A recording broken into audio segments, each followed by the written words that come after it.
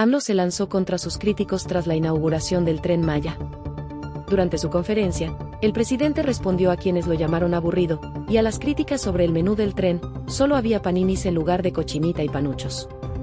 AMLO aseguró que mejorarán esos detalles y pidió paciencia, ya que el proyecto está reciente. Además, inauguró el Tren Maya el viernes 15, recorriendo 5 estados del sur.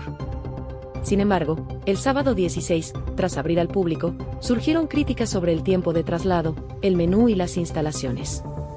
El Tren Maya arranca, pero también genera polémica. Sígueme para más y mantente informado.